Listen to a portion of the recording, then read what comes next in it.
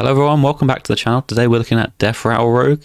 This is a deck I made a while ago, but I've recently made some adjustments to it to bring it into the modern day after it's been nerfed a lot. So this was the list I used to play, but it's fallen off a bit for a couple of reasons. The main one really is the Sinstone Graveyard nerf.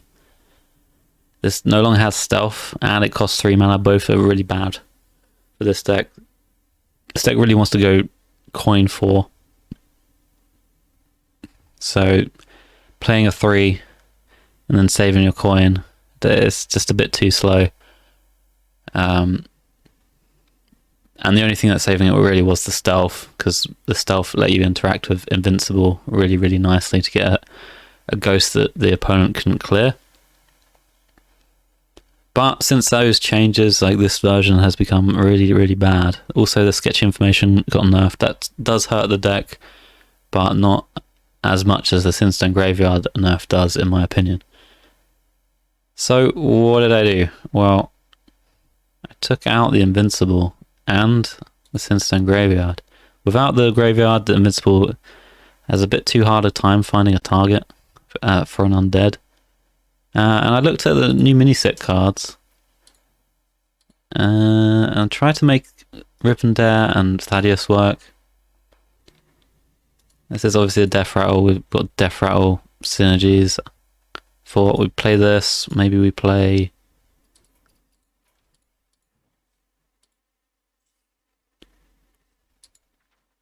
the Behemoths as well. So this will pull out the first version of the Horseman and then the subsequent ones, and because we've got Snowfall Graveyard up and Masked Revelers, we can speed up that process kind of quickly.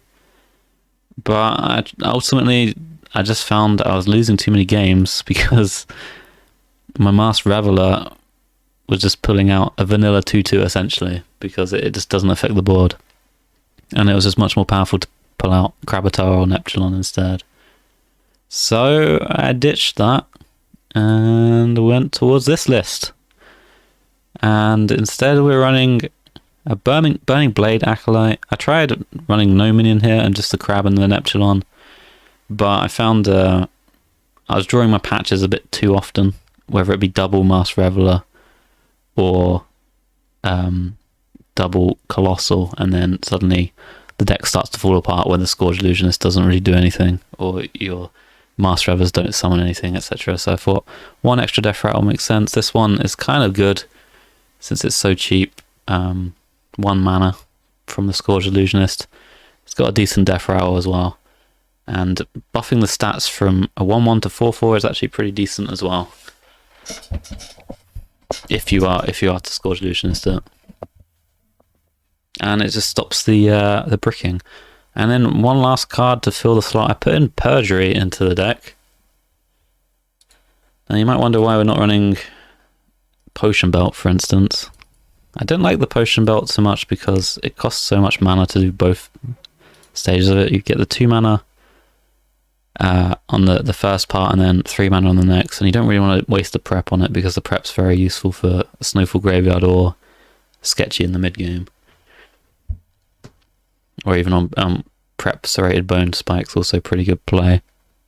So I found it a bit too clunky, because even if you play it on 2, you want to be like coining 4 if you're on the coin, and there's not a big window to actually play the card, because beyond turn 4, like, you're just going to be playing the Deathrattle stuff. But the reason I like Perjury is because it's got a very high impact, and it's like one of the best 2 mana plays you can actually do without impacting your future turns in mana. So you pay the 2 mana on 2, and then you get a good secret a lot of the time. If you get objection or counter spell, it can screw over like some of the meta decks right now.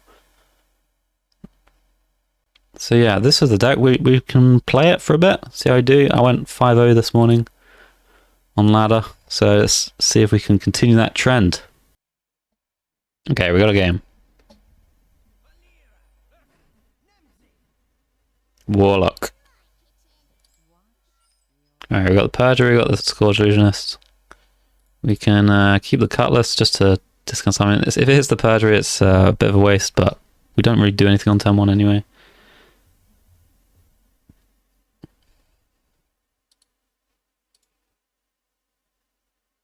And we could always door shadows if we miss. Go like this and door. It's fine.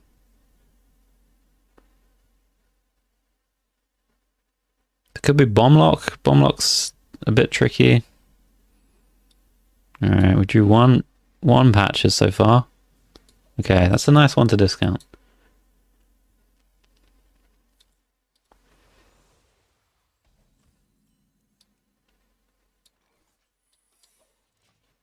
So we want to play the Snowfall generally around turn 5, so that you can carry on the effect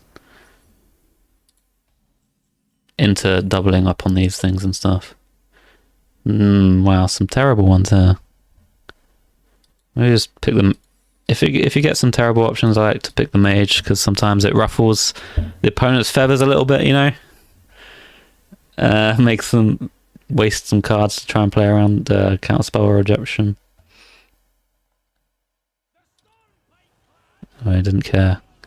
But we can do this play. Double this, and then play a Master Reveler.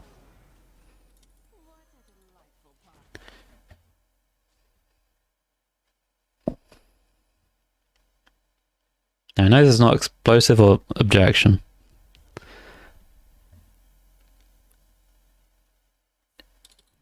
YOLOs it into the counterspell. Maybe I'm too easy to read. YOLO's everything. Dude, he had a way to play around it too. He still YOLO'd it. Oof. Alright, we drew a patches again. Okay, here we probably want to pop this open. With the Ghostly Strike, we'll play this as well.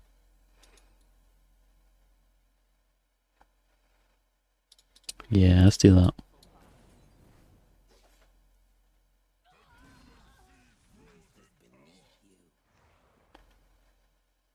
Okay, we can like pop this open for more damage, because we already have the 4/4, so not super weak to an AoE, because we'll get more stuff out of that.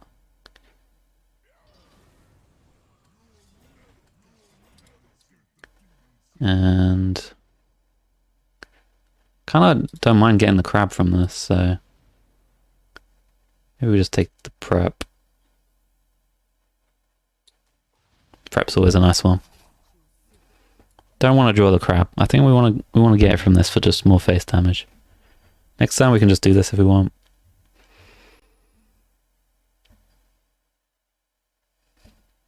So currently, right now, this can hit Scourge Illusionist,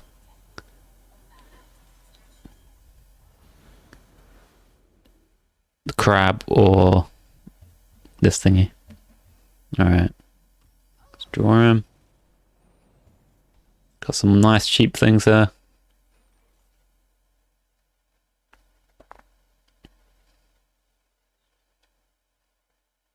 One turn left of this, so we want to do it now. If we want to do it. Maybe we open this one. I think we're playing these though.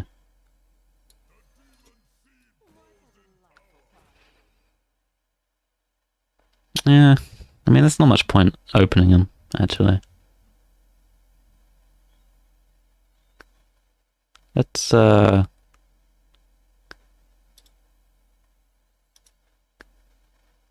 what we get from here.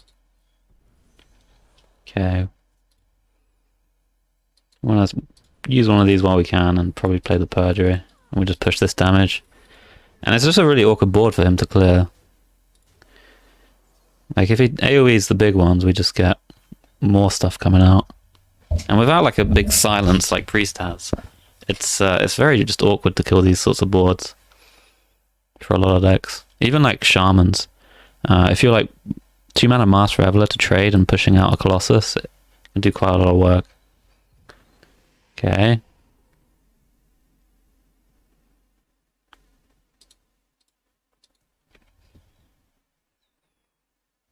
I don't think there's an easy way out for him.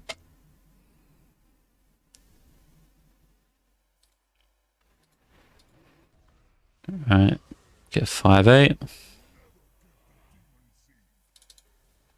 So we have 18 damage. The dagger does it. Yeah, just these annoying board states. Pretty tricky for a lot of decks. Alright, we can queue one more. See how we do. Maybe we get a shaman.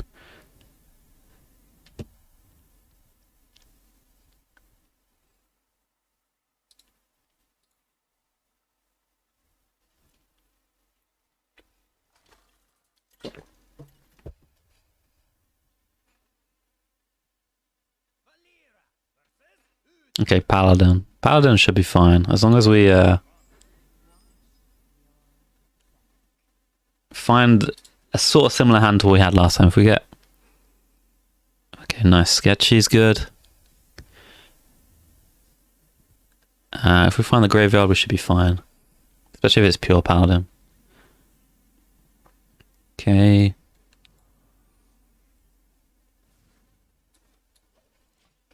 So we could go this and trade, and try and get this to 3 mana.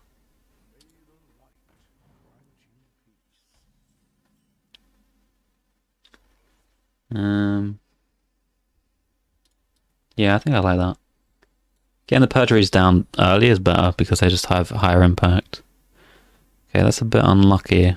Now the mana's a bit awkward with this hand. We do want to probably prep this.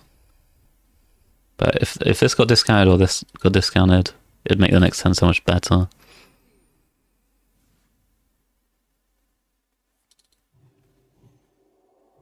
Okay, we can hit a lot of things to kill this from the Door of Shadows.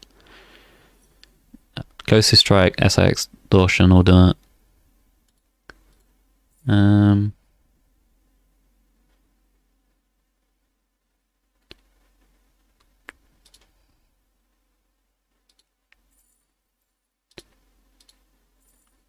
Let's take that one. So let's have a look in here first. And what? I might break a rule here and go for the graveyard now. Because normally you want to save it to 5, but we have a very particular hand. Where if we graveyard now and then go prep Sketchy, we're very likely to hit at least one Reveler, and then we can trade into this. And then start going immediately, instead of having to go prep Sketchy, then the 4-drop, then this, then the things. But normally you want to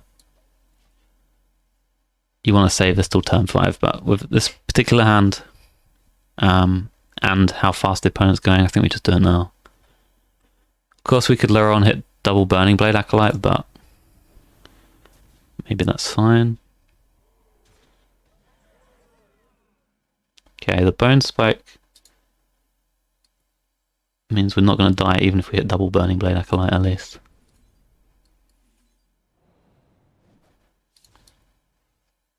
And because we got the thing up, this is going to activate twice. We get pretty good shot. Okay, we got 2 of these. Unlucky, but they're going to be very good on the next turn. And I don't think we're dead here. We just get 4 5/8s maybe on the next turn. How does the Paladin come back? 4 mana, I don't think they can kill us. They can come close, but close ain't good enough. We've got the explosive runes up as well to maybe stop a minion.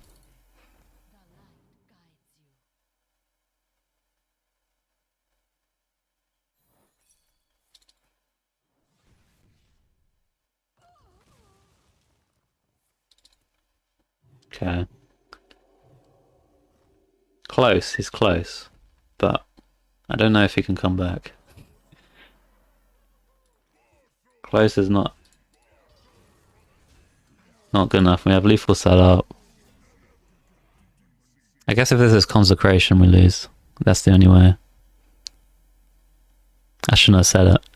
I should not have said it. I think it has to be consecration for us to leave. Otherwise we're mega fine. Okay.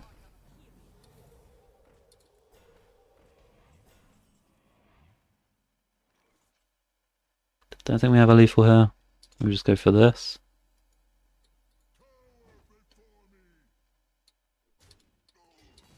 Clean up the board a bit. Get Naxxramas maybe, or a Krabatar.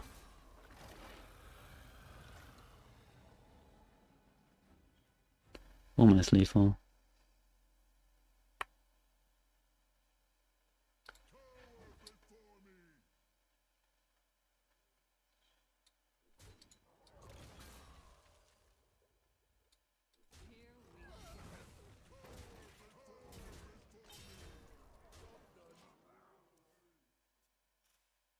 Wait, was that lethal?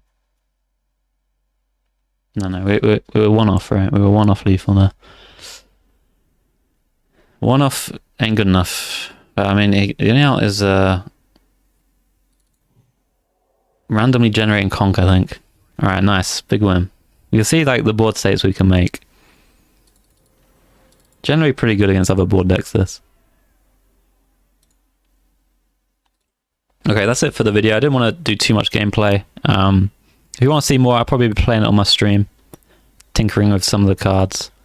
So far, I like most of them.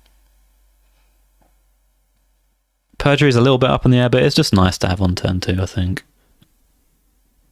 Later on in the game, it's not very relevant, but most of your turns are booked up. It's a pretty fun deck.